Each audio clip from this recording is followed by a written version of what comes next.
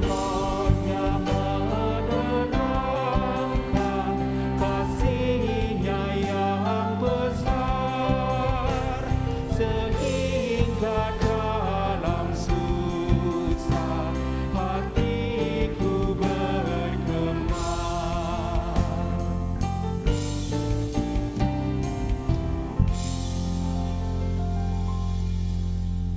Pertolongan kita adalah di dalam nama Tuhan yang menjadikan langit dan bumi.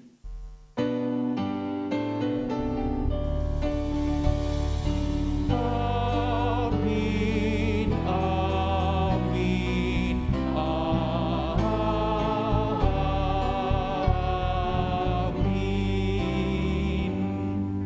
Kasih karunia dan damai sejahtera dari Allah Bapa kita dan dari Tuhan Yesus Kristus menyertai saudara sekalian. Dan menyertai saudara juga. Puji Tuhan, Bapak Ibu dan saudara yang dikasihi Tuhan, ibadah Prapaskah pada hari ini merupakan Minggu Prapaskah yang pertama. Dan tema yang akan kita renungkan bersama adalah kisah kasih yang diuji. Sebuah tema yang mau mengajak kita untuk bersama-sama merenungkan tentang kasih Yesus Kristus yang menunjukkan ketaatannya kepada Allah ketika dia berinkarnasi sebagai manusia. Bahkan dia rela untuk dicobai di padang gurun namun tetap taat kepada Allah. Ketaatan Kristus itu merupakan wujud kasih-Nya kepada Allah. Karena mengasihi Allah maka Kristus harus taat, tetap berpegang teguh pada firman Allah. Dan mengingat keteguhan Kristus pada firman Allah itu, mari kita bersama merenungkan pada hari ini seberapa besar pula kerinduan kita akan sabda Allah. Untuk itu mari kita bersama memperhatikan tayangan berikut ini. Alkitab, katanya adalah firman Allah. Makanya sejak kecil aku disuruh membacanya. Aku ingat masa-masa itu, masa di mana aku rajin membaca Alkitab karena menuruti nasihat orang tua dan guru-guru sekolah minggu. Waktu itu aku memang rajin membaca Alkitab. Bahkan aku hafal bagian-bagian tertentu karena aku sering ikut lomba cerdas cermat Alkitab. Jadi, dengan membaca Alkitab, bahkan menghafalnya, aku jadi punya peluang besar untuk menang lomba cerdas cermat Alkitab. Kemenangan demi kemenangan aku raih, dan itu membuat aku bangga membaca Alkitab. Bangga karena bisa membuat aku memenangi berbagai lomba. Tapi itu dulu banget. Dan sekarang kondisi udah berbeda. Gak ada lagi lomba cerdas cermat Alkitab yang bisa aku ikuti. Lalu, buat apa aku baca Alkitab? Lagi pula sekarang udah makin sibuk. Jauh lebih sibuk daripada masa kecil dulu. Sekarang aku sibuk mencari nafkah, membangun masa depan. Aku juga sibuk pelayanan. Mana sempat aku baca Alkitab? Aku lelah menanggung beban hidup ini. Aku lelah kalau harus baca Alkitab lagi. Makin kesini, makin banyak ayat Alkitab yang aku nggak paham. Terus buat apa dong aku baca Alkitab? Bikin makin capek aja. Gimana ya prosesnya makanan ini bisa jadi energi? Gimana caranya nasi yang putih ini bisa jadi daging yang warnanya merah, bisa jadi darah yang warnanya merah? Aku nggak pernah benar-benar memahami proses ini. Aku nggak pernah benar-benar mengerti bagaimana proses makanan ini bisa menjadi energi buat tubuhku. Tapi aku tetap makan tiap hari. Lalu kenapa aku nggak mau baca Alkitab dengan alasan aku nggak tahu bagaimana firman Allah bisa membuat aku kuat secara rohani? Betapa konyolnya aku ini. Bapa Sorgawi, ampuni kekonyolanku ini. Seharusnya aku tetap merenungkan firman-Mu meskipun aku tidak mengerti. Sama seperti aku tetap makan meski tidak mengerti bagaimana makanan itu berubah menjadi energi. Amin. Mari kita bersama menundukkan hati kita di hadapan Allah dalam doa. Bapa Surgawi, sering kami berikrar taat setia kepadamu. Namun kami tidak menyadari bahwa taat dan setiamu berakar pada keteguhan hati yang berpegang pada firman-Mu. Ironisnya kami sering merasa enggan untuk merenungkan firman-Mu. Itu sebabnya kami gagal menjalani kehidupan yang taat dan setia. Ampuni kami Bapa, dalam nama Kristus kami memohon pengampunan. Amin. Jemaat yang dikasihi Tuhan, mari kita bersama berdiri. Umat kekasih Tuhan, setiap orang yang telah mengaku dosa di hadapan Tuhan, maka dengarkanlah berita anugerah yang terambil dari Yeremia 29 ayat 13 hingga 14a. Apabila kamu mencari aku, kamu akan menemukan aku. Apabila kamu menanyakan aku dengan segenap hati, aku akan memberi kamu menemukan aku. Demikianlah berita anugerah dari Tuhan. Syukur kepada Allah. Tuhan telah mengampuni dan mendamaikan kita. Oleh karena itu marilah kita hidup dalam damai dan pengampunan. Damai Tuhan besertamu. Dan besertamu juga.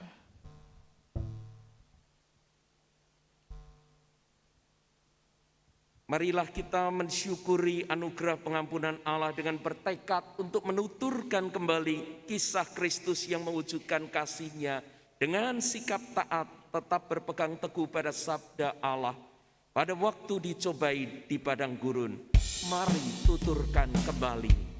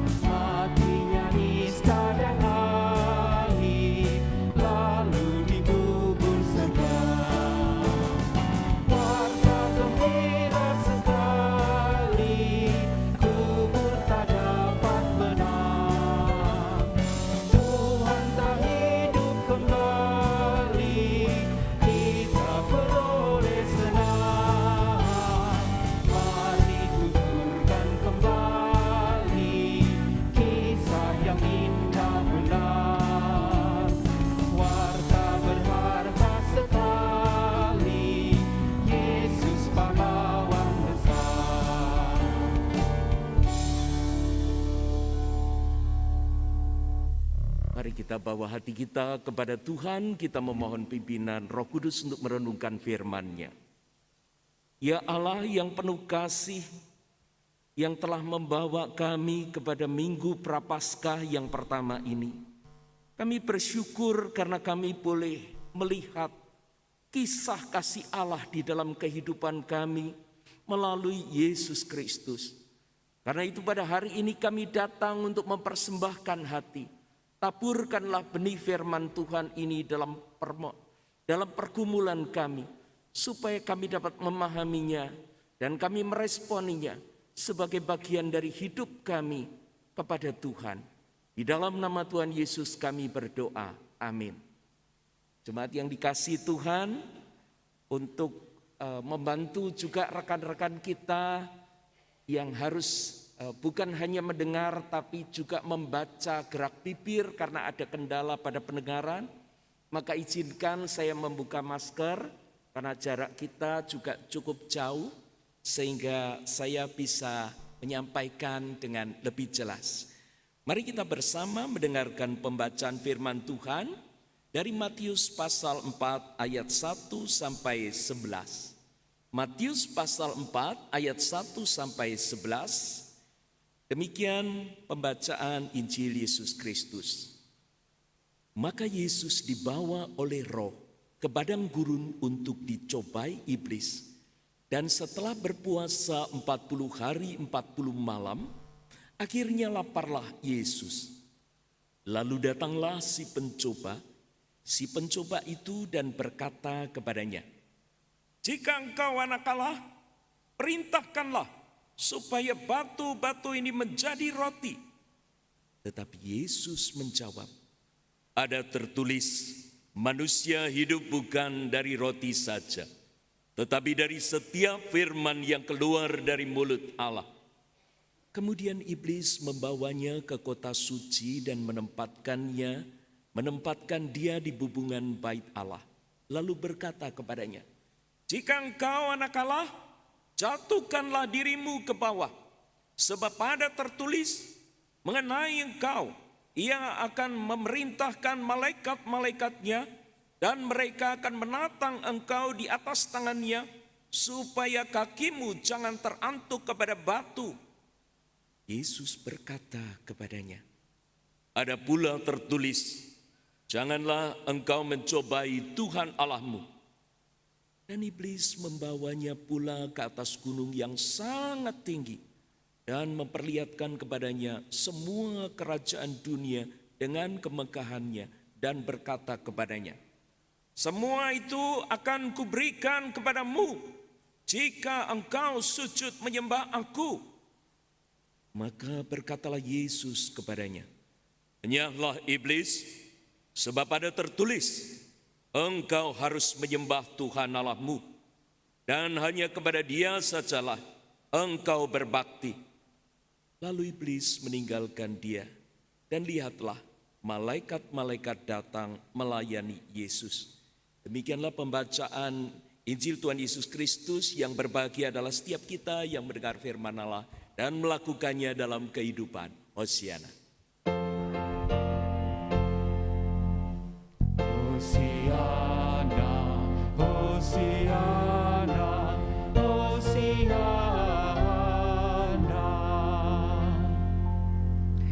Jemaat yang dikasihi Tuhan, kita bersyukur karena rangkaian tema yang begitu indah sudah dirumuskan untuk kita bersama-sama napak tilas ya, tentang perjalanan salib Kristus. Kalau dalam Rabu Abu kemarin kita diajak untuk melihat bagaimana kisah kasih yang menanti, maka hari ini kita akan belajar tentang kisah kasih yang diuji ya, kasih yang siap untuk diuji. Dan minggu depan dalam Minggu Prapaskah kedua, kita akan melihat bagaimana kisah kasih yang mengubahkan. Lalu Prapaskah ketiga adalah kisah kasih yang menyegarkan. Dan keempat, Minggu Prapaskah keempat, kita belajar tentang kisah kasih yang memulihkan. Lalu kemudian dalam Minggu Palma, kita akan melihat bahwa kisah kasih melalui hidup Yesus Kristus adalah kisah kasih yang lembut. Maka pada Kamis Putih kita diajak untuk melihat bagaimana ketika kasih itu membisu, Dan Jumat Agung kita belajar bahwa Yesus mengorbankan dirinya. Menunjukkan bahwa kasih itu membuatnya harus berkorban. Dan pada Sabtu Sunyi kita hanya bisa di dalam hening. Dan di dalam kasih kita tetap berharap hingga pada peringatan kebangkitan Kristus Paskah. Maka kita akan menyaksikan bagaimana kisah kasih yang berkemenangan. Bapak, Ibu, dan Saudara yang dikasihi Tuhan, kalau hari ini kita belajar tentang kisah kasih yang diuji, maka itu bukan cuma teori. Karena Yesus Kristus sendiri menyatakan bagaimana kasih yang diuji itu, yang siap nantinya berkorban mati, itu semua memang benar-benar nyata. Dan itu dilakukan oleh Yesus dalam kondisinya sebagai manusia. Bukan hanya sebagai Allah, tetapi juga sebagai manusia. Karena itu pada hari ini ketika kita bersama belajar mengenai pencobaan di padang gurun, maka kita akan memperhatikan 3 hal. Ketiga hal itu adalah yang pertama integritas, lalu yang kedua relasi, dan yang ketiga adalah kendali diri. Bapak, Ibu, dan Saudara yang dikasihi Tuhan, iblis mengawali pencobaan itu dengan mempertanyakan integritas. Integritas Tuhan Yesus itu sebetulnya siapa, apa, seperti apa. Kemudian dari sini kita akan belajar untuk melihat relasi Yesus dengan Allah yang kemudian akhirnya diuji. Sehingga Yesus yang bisa mengendalikan dirinya itu bisa menyelesaikan bagian itu dengan baik. Tentu bukan hanya kita melihat lalu kagum. Tetapi dari situ kita akan belajar apakah kita pun siap ketika menjadi orang-orang yang diuji. Bapak, Ibu, dan Saudara yang dikasihi Tuhan, pertanyaan integritas itu muncul dalam kalimat, jika engkau anak Allah. Kalau Bapak Ibu ditanya, jika engkau orang GKI Resut, atau jika engkau orangnya Kristus, orang Kristen begitu ya. Bapak Ibu, seringkali ada pertanyaan-pertanyaan mengenai identitas kita yang mempertanyakan integritas kita. Jika engkau bangsa Indonesia, setia NKRI, harga mati begitu ya. Lalu sekarang bagaimana dengan Kristus ketika dia tanya, jika engkau anak Allah? Yesus pernah ragu enggak Bapak Ibu? Bapak Ibu dan saudara-saudara pernah ragu enggak ketika ditanya, apakah cintanya Bapak kepada ibu, kepada istri, istri kepada suami, orang tua kepada anak-anak, kita sebagai orang percaya kepada Kristus, kita bangsa Indonesia kepada negeri ini. Kadang-kadang kita menjadi ragu. Pasanganku saja tidak setia kepadaku. Anakku saja malu mengakui aku. Lalu apakah Yesus juga menjadi ragu ketika ditanya seperti itu? Iya ya, jangan-jangan saya ini bukan anak Allah. Bapak, Ibu, dan Saudara yang dikasihi Tuhan, Yesus tidak pernah ragu akan identitas dan integritasnya. Dia tahu dengan jelas, bahkan dia tahu untuk apa dia datang ke dunia ini. Maka ketika ditanya dengan pertanyaan seperti itu, atau diawali dengan kalimat seperti itu, maka Yesus sudah punya patokan jelas. Dari awal dia tahu posisinya. Iblis ini mau menggoyang dia, mempertanyakan mengenai integritasnya. Karena Yesus tidak punya masalah antara hubungan pribadinya dengan Allah, maka dengan berani, dengan tegas dia menunjukkan siapa saya. Kalau kita punya masalah dengan pasangan kita, kalau kita punya masalah dengan anak-anak kita, kalau kita punya masalah dengan negeri ini, dengan bangsa ini, maka kita akan mempertanyakan, kita akan goyang. Bapak, Ibu, dan saudara yang dikasihi Tuhan, pencarian identitas itu harus jelas. Dan karena itu Yesus menghidupi firman Allah. Bukan hanya pada waktu dia berusia 30 tahun mau memulai kehidupan pelayanannya. Tetapi bahkan sejak kecil kita belajar untuk melihat bagaimana dia datang ke bait Allah. Dia bersoal jawab dengan para ahli Taurat, pemuka-pemuka agama. Bapak, Ibu, dan saudara yang dikasihi Tuhan, ketika kita menyatakan diri kita, saya tidak ragu dengan identitas saya sebagai orang percaya, sebagai pengikut Kristus. Ngerti enggak sampean? Apa yang dikehendaki oleh Allah? Bagaimana isi hidupmu setiap hari? Mencerminkan firman Allah kah? Kalau kita mengatakan bahwa kita adalah seorang suami yang baik, seorang istri yang baik, ngerti enggak kita? Apa yang menjadi pergumulan pasangan kita? Apa yang menjadi pergumulan keluarga kita? Ketika kita menjadi bangsa Indonesia, ngerti enggak kita dengan pergumulan bangsa ini? Atau kira rame-rame hanya menuding orang-orang yang selalu buat masalah di negeri ini. Dan kita sama sekali tidak pernah melakukan apa-apa untuk negeri ini.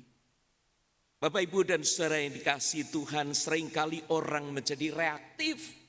Dan Yesus bisa saja menjadi reaktif dan mengatakan, kurang ajar, sembarangan kamu bicara, mempertanyakan jika engkau anak Allah. Aku ini memang anak Allah. Kenapa Yesus harus emosi? Dan kalau Yesus tidak emosi, kenapa kita harus emosi?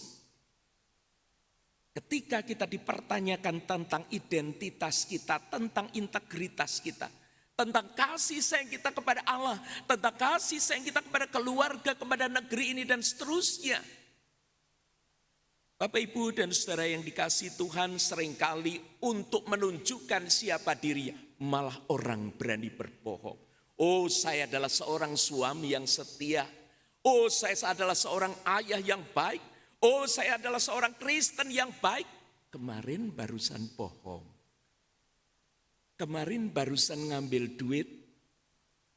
Selama ini sekian banyak uang yang sudah engkau pakai, engkau tidak bisa pertanggungjawabkan.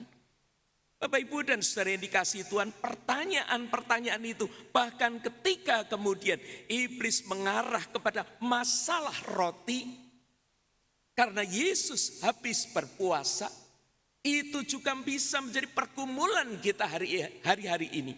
Setelah kita melewati masa-masa pandemi, sekarang cari duit sulit, pekerjaan sulit. Ya, belok-belok, nyelesap sedikit, enggak apa-apalah.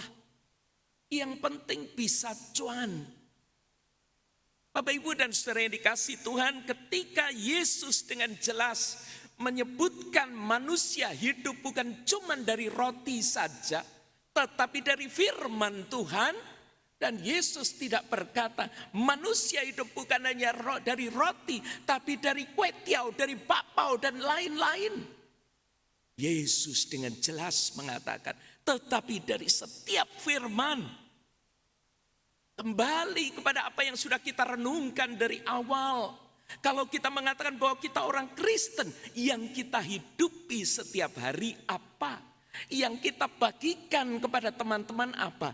Cerita lucu, gambar-gambar yang antik. Oh, itu siapa yang menganiaya itu ya? Oh, anaknya pejabat begitu ya. Apalagi maaf kadang-kadang yang porno-porno pun dikirimkan. Itukah identitas kita sebagai orang Kristen? Sebagai orang yang menghidupi firman Tuhan? Lalu mana roti yang kekal itu?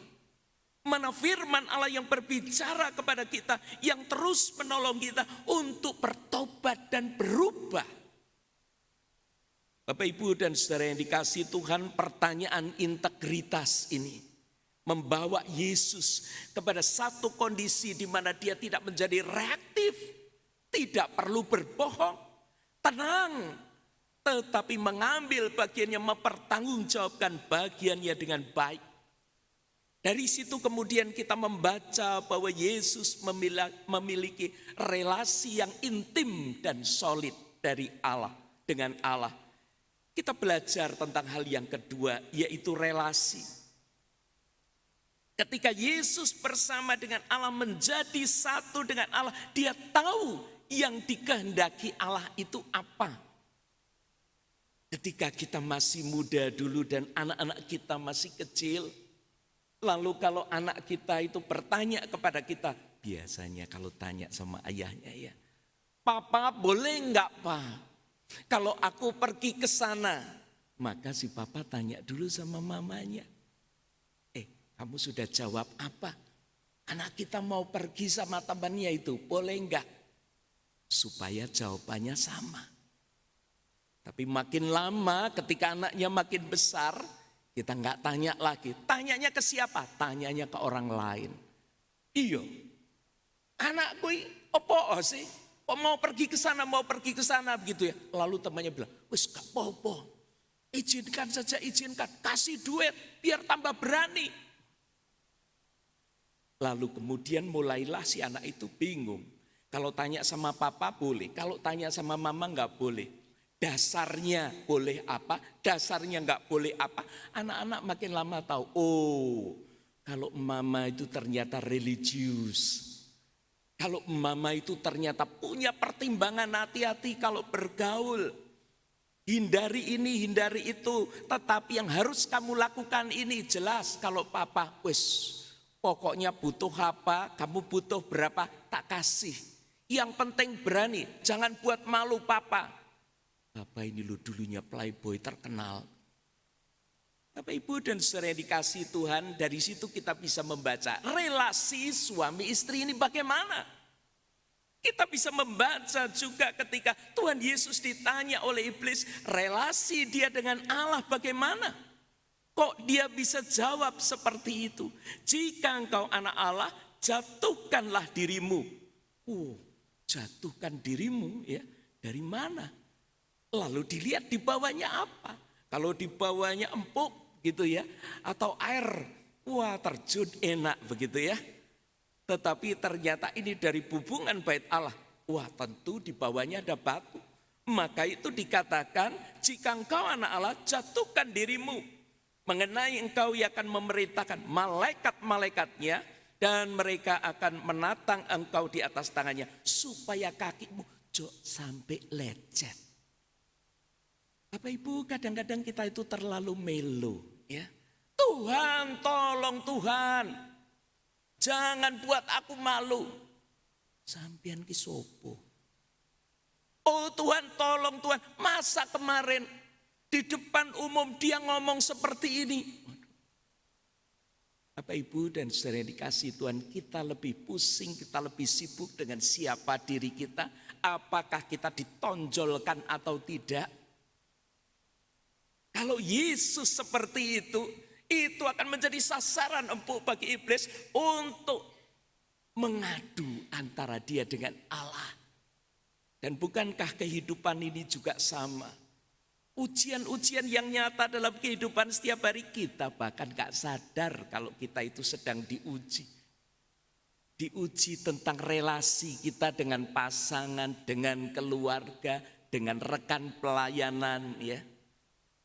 Baru ikut paduan suara 3 bulan, sudah berantem 7 kali. Luar biasa. Gak apa-apa, yang penting orang-orang yang seperti itu, yang tidak punya semangat melayani dengan bagus diresut, keluar semua. Loh siapa? Mereka atau kita? Bapak Ibu dan saudara yang dikasihi Tuhan, ketika kita belajar bagaimana Yesus menyadari, enggak mungkin saya menyuruh Allah. Dan bahkan kalau saya nekat juga mungkin Allah tidak mau nyuruh malaikatnya terus menatang saya. Supaya kaki saya enggak sampai kena batu. Segitu amat sih. Bapak Ibu, kenapa kadang-kadang kita begitu manja dengan Tuhan, dengan hal-hal yang kecil. Tuhan, aku sakit seperti ini. Tuhan, hari ini hujan Tuhan. Aku gak bisa ke gereja Tuhan. Aku gak bisa melayani Tuhan. Tuhan sudah bayar begitu banyak. Tuhan sudah berkorban begitu besar. Tuhan sudah berikan fasilitas begitu banyak. Kamu cuman gitu aja gak mau. Cuman gitu aja nangis. Cuman gitu aja mutung, gak mau ke gereja, gak mau pelayanan. Bapak Ibu, ketika relasi itu intim, terbina dengan baik. Dia tahu betul, kompak. Enggak, aku enggak mau jatuhin badanku ke bawah. Enggak perlu ngapain gitu-gitu. Tentu Tuhan Yesus tidak menyampaikan dengan mimik wajah, dengan suara yang emosi kayak gini, tidak. Mari kita melihat bagaimana Tuhan memberikan kesempatan untuk kita berelasi dengan baik. Dia menjalin relasi dengan kita ini siapa sampai dia mau membina relasi. Setiap hari dia taburkan firman ya. Ketika sedih kita dihibur ya. Ketika tidak ada jalan keluar, Tuhan buka pintu, buka jalan. Ketika kita takut, dia berikan kita keberanian. Sendiri merasa tidak ada orang yang menolong, dia kirim orang-orang yang mau support kita. Hebat loh kita. Kita ini siapa? Sampai Tuhan lakukan itu semua. Dan Yesus Kristus memberikan contoh indah pada hari ini. Tidak. Saya tidak akan loncat ke bawah. Bahkan dia dengan berani, dengan tegas dia mengatakan, mengenai engkau, ada pula tertulis, janganlah engkau mencobai Tuhan Allahmu. Jelas, kalimat yang sepotong, yang hanya pendek. Mari kita melihat bagaimana relasi yang jomplang, yang jauh, yang retak. Kenapa bisa demikian? Apakah kita hanya datang kepada Tuhan saat butuh? Kita teriak kepada Tuhan saat butuh? Kita nangis kepada Tuhan saat butuh? Atau dalam syukur, dalam sukacita puji Tuhan. Dalam sedih kita datang, kita ungkapkan semua perasaan kita dan kita baca isi hati Tuhan melalui firman. Kita dengar-dengaran akan firman Tuhan. Kita membaca bagaimana relasi kita dengan sesama. Karena ada gambar Kristus melalui kehidupan mereka. Bahkan melalui orang-orang yang kadang tidak kita anggap. Orang-orang yang nampaknya orang terpinggirkan, orang kelas bawah. Yesus berbicara melalui mereka. Yesus ingin supaya relasi kita dengan Allah, relasi kita dengan manusia dipulihkan. Dan bagian yang terakhir adalah pengendalian diri.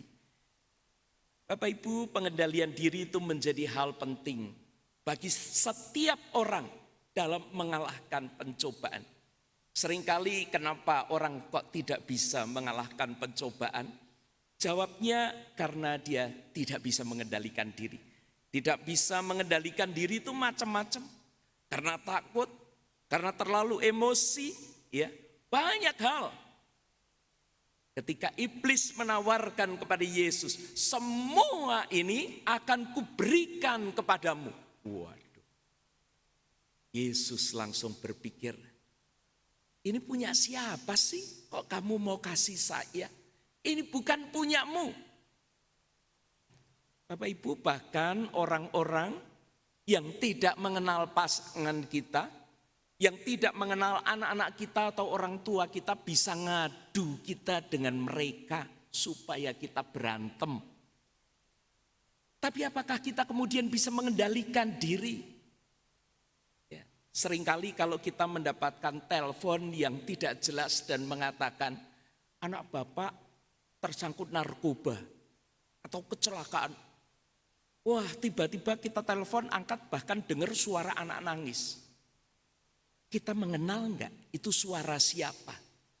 Jangan cuma semua anak nangis. Lu anak saya kalau nangis enggak pernah kayak gitu. Anak saya tuh kalau nangis false. Kalau nyanyi benar, kalau nangis false. Lah ini suara nangisnya kok bagus banget begitu ya.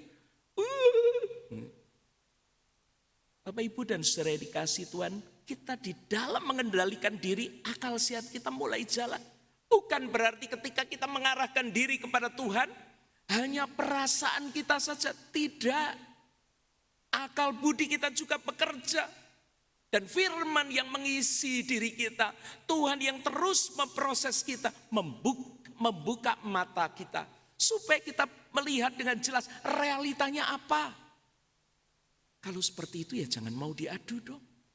Dia enggak benar. Coba pelajari dengan jelas.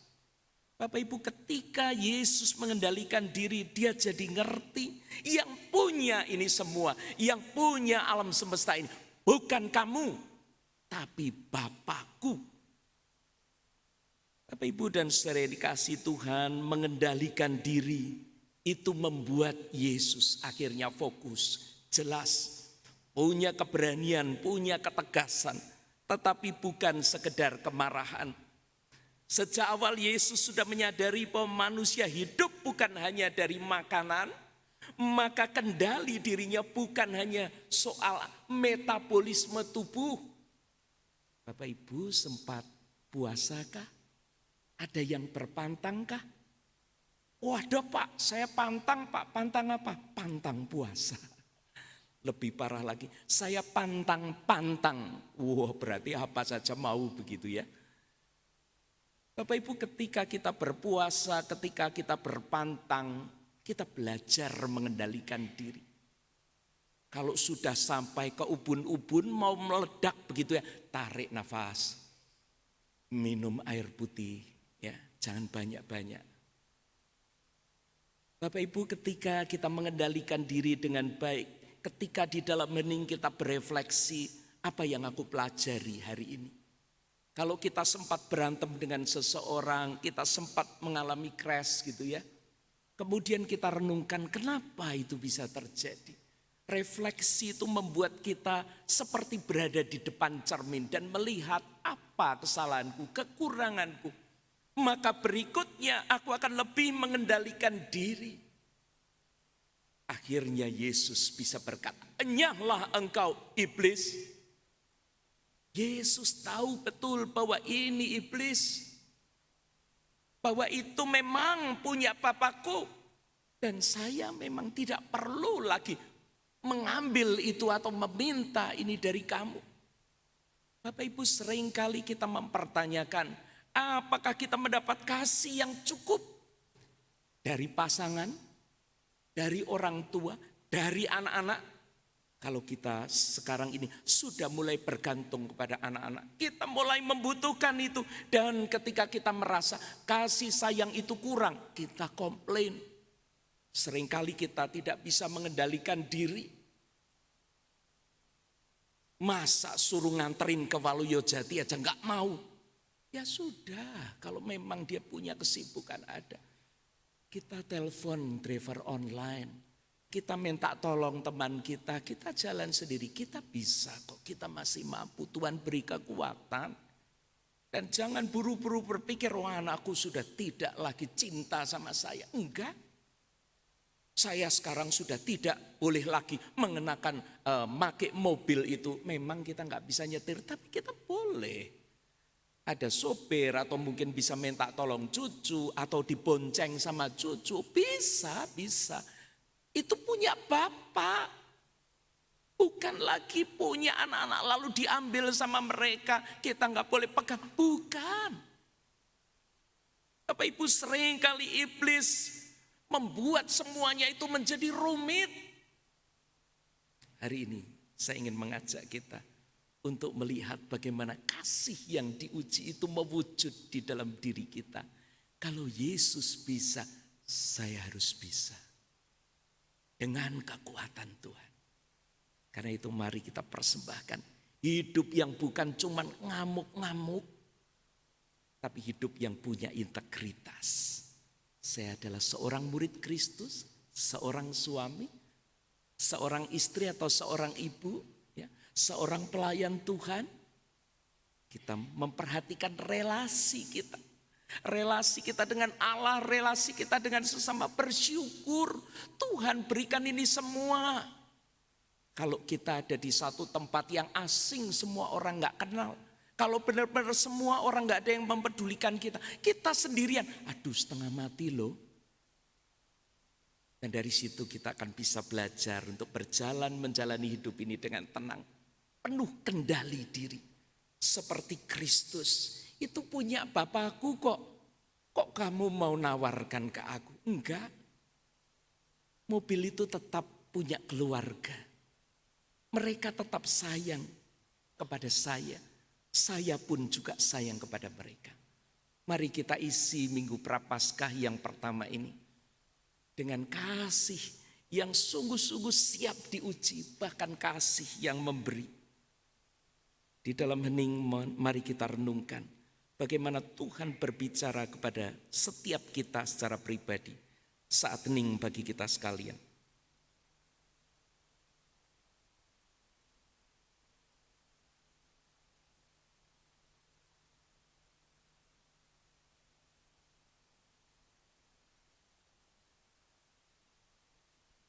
Amin.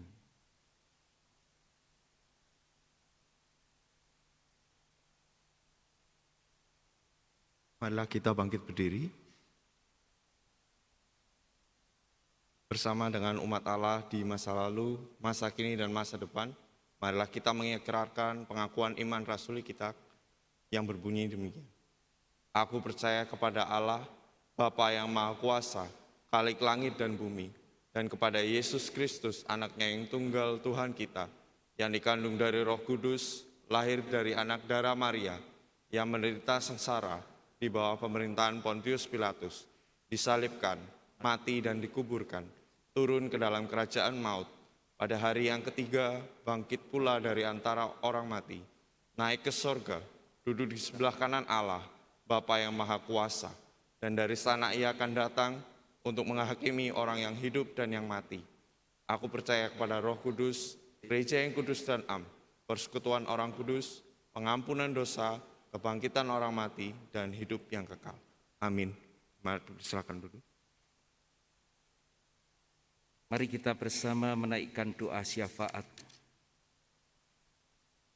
Bapa, kami sungguh bersyukur kalau hari ini Tuhan mengingatkan kami bahwa Engkau sudah memanggil kami sebagai Gereja Kristen Indonesia di wilayah Jawa Timur ini. Engkau membawa kami untuk mengingat 89 tahun penyertaan Tuhan. Kami sungguh bersyukur ya Bapa. Engkau begitu baik. Bahkan Engkau terus menerjemahkan firman-Mu di dalam kehidupan kami. Seperti bagaimana bersama dengan jemaat GKI Resut ini kami melangkah bersama. Karena itu Bapa, kami mau mengingat untuk bangsa dan negara kami yang sedang bergulat dengan masalah situasi sosial, politik, keamanan, dan ekonomi. Biarlah sebagai gereja Tuhan, GKI Resut juga bisa mengambil bagian dengan tepat. Bahkan ketika kami menghadapi bencana alam yang terjadi karena cuaca ekstrim di beberapa wilayah, kami rindu Tuhan untuk tetap bisa menopang saudara-saudara kami yang menjadi korban, mereka yang mengalami kesulitan. Bapa, kami ingin bergerak bersama dengan BPMK, BPMSW, dan BPMS GKI, supaya gereja Tuhan bukan sekedar mengibarkan benderanya, tetapi melayani Tuhan dengan kerendahan hati. Dan kami boleh melangkah bersama untuk melihat bagaimana Allah sendiri yang menuntun kami. Kami siap untuk diuji dengan berbagai persoalan yang sedang dihadapi. Karena itu kami berdoa Tuhan, supaya hamba-hamba-Mu yang ada bersama dengan kami, Pendeta Timotius Wibowo, Pendeta Naning, Pendeta Rahmat Sakaria, Bapak Arnold, Ibu Sintike, Penatua Riki, bersama dengan seluruh majelis jemaat, pengurus badan pelayanan, dan kami sekalian sebagai umat Tuhan yang ada di GKI Resut ini, kami mau memberi diri. Kami tidak takut ketika orang mempertanyakan kami, menguji kami, tetapi kami rindu untuk memberi yang terbaik bagi Tuhan. Kami terus berdoa untuk pelayanan Poli Waluyo Jati. Kami menyerahkan ya Bapa, supaya hamba-hamba-Mu yang boleh melayani melalui pelayanan medis ini bisa memberikan yang terbaik dan menjadi berkat bagi mereka yang sedang membutuhkan pelayanan kesehatan. Kami mau memasuki Minggu Prapaskah yang pertama ini dengan hati yang tertuju kepada Tuhan. Karena itu melangkahlah di depan kami dan tuntunlah kami. Karena kami mau menyerahkan seluruh pergumulan dan ungkapan syukur kami ini di dalam Yesus Kristus yang telah mengajar kami berdoa. Bapa kami yang di surga, dikuduskanlah namamu, datanglah kerajaanmu, jadilah kehendakmu di bumi seperti di surga. Berikanlah kami pada hari ini makanan kami yang secukupnya, dan ampunilah kami akan kesalahan kami, seperti kami juga mengampuni orang yang bersalah kepada kami. Janganlah membawa kami ke dalam pencobaan, tapi lepaskanlah kami daripada yang jahat. Karena Engkaulah yang punya kerajaan dan kuasa dan kemuliaan sampai selama-lamanya. Amin.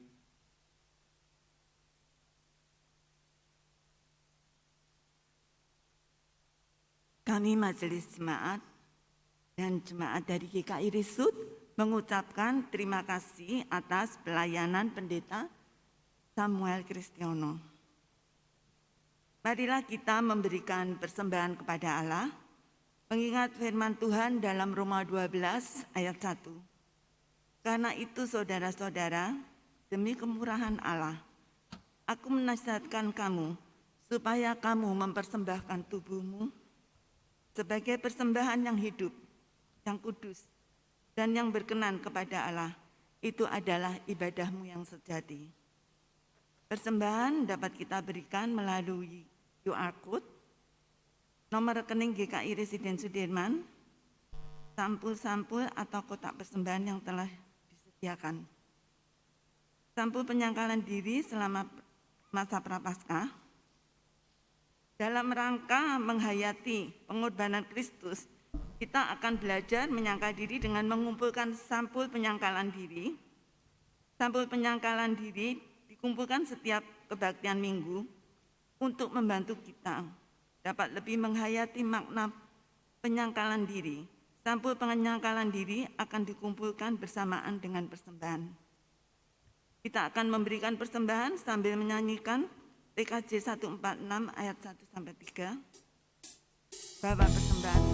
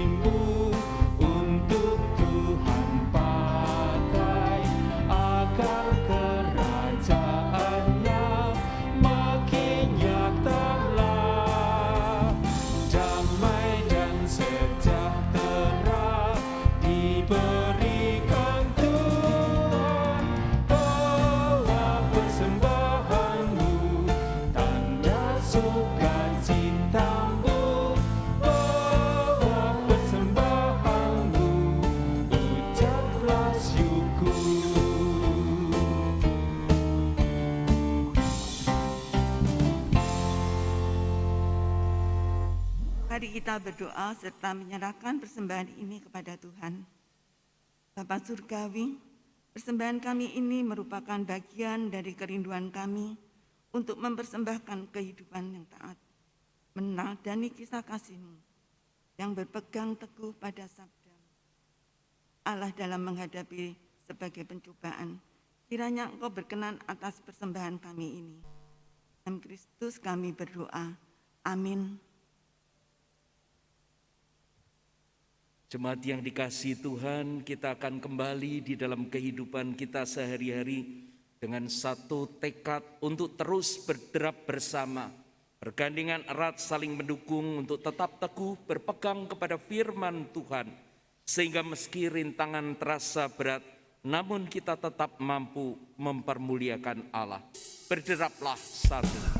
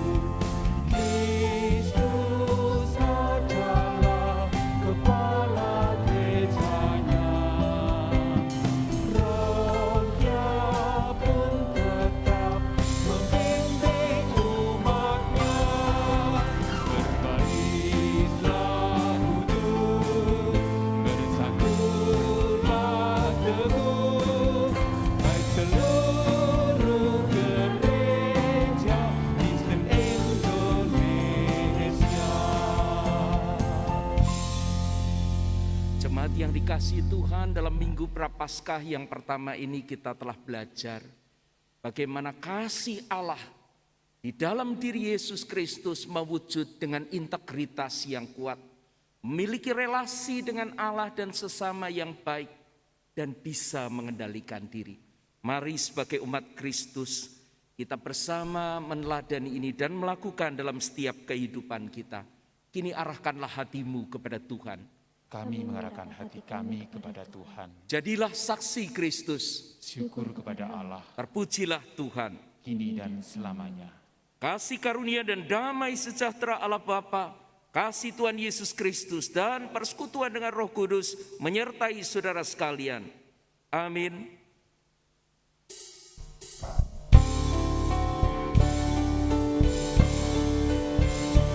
Hosiana, Hosiana, Hosiana.